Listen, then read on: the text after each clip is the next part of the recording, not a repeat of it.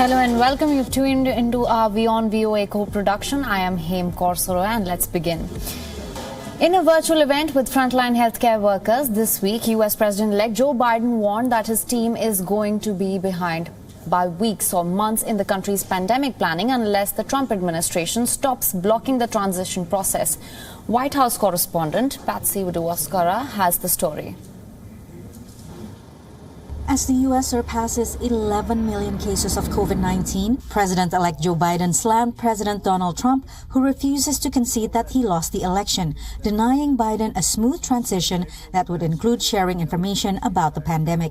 There's a whole lot of things that are we just don't have available to us, which unless it's made available soon, we're going to be behind by weeks or months being able to put together the whole initiative relating to the biggest promise we have with two drug companies coming along and finding 95% effectiveness, efficiency in the vaccines. During a virtual event Wednesday, Biden heard testimonies from health workers on the front line of the battle against the pandemic.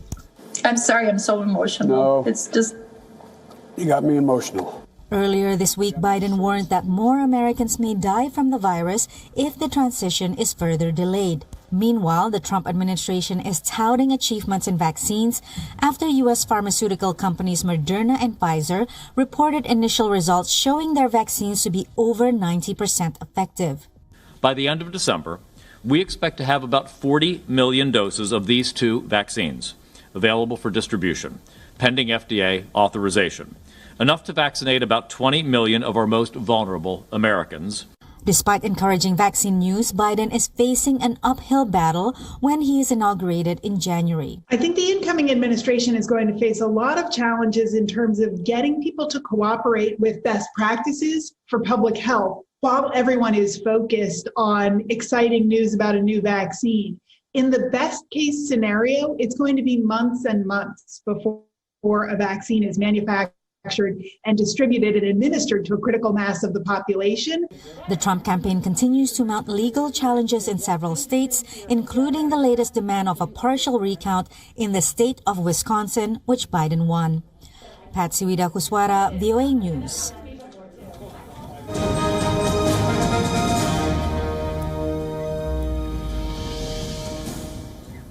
And to speak about this further, we speak to Voice of America senior White House correspondent Patsy Widakuswara, who is at the White House right now. Thank you so much for joining us. Can you explain what is the tradition of political transitions in the United States and how is it different this time around with President Trump refusing to concede?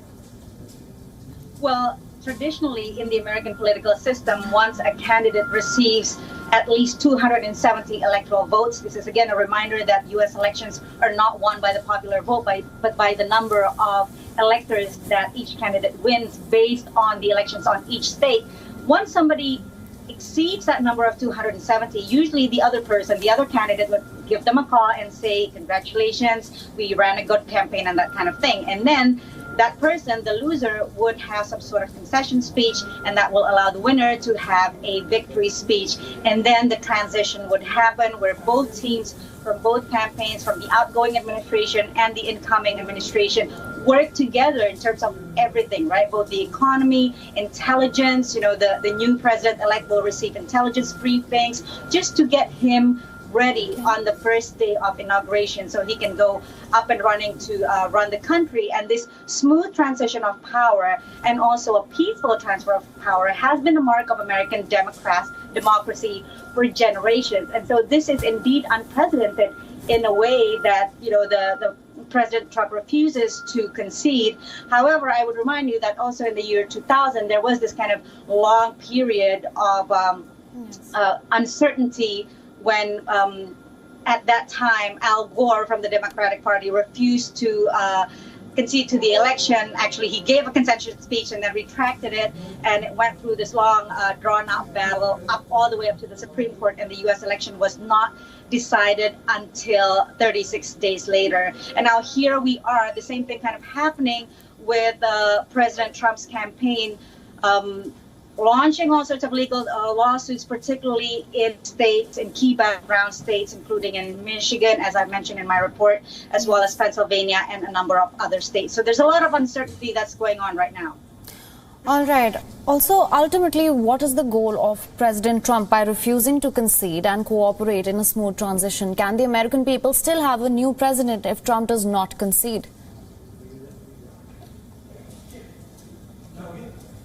What is, your question was, you were...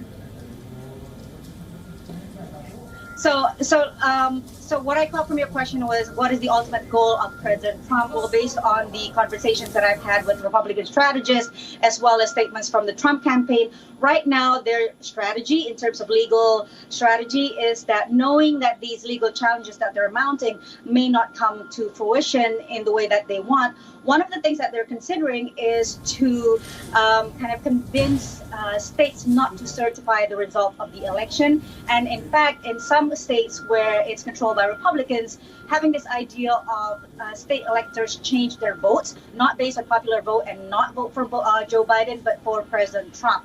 In fact, today the president is inviting two state legislators from the state of Michigan to the White House, as has been reported, and we don't know what may come from that. But based on the conversations that I've had with legal analysts, they say that if this does indeed happen, number one, it will be completely unprecedented and it would amount to a coup.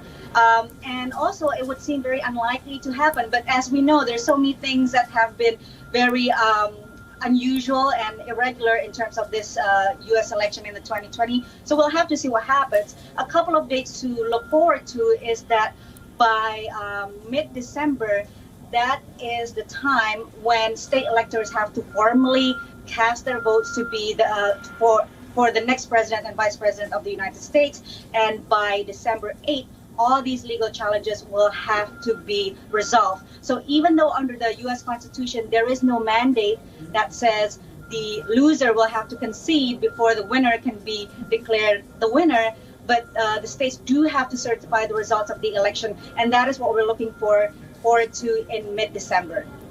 All right, Patsy, thank you so much for all those details.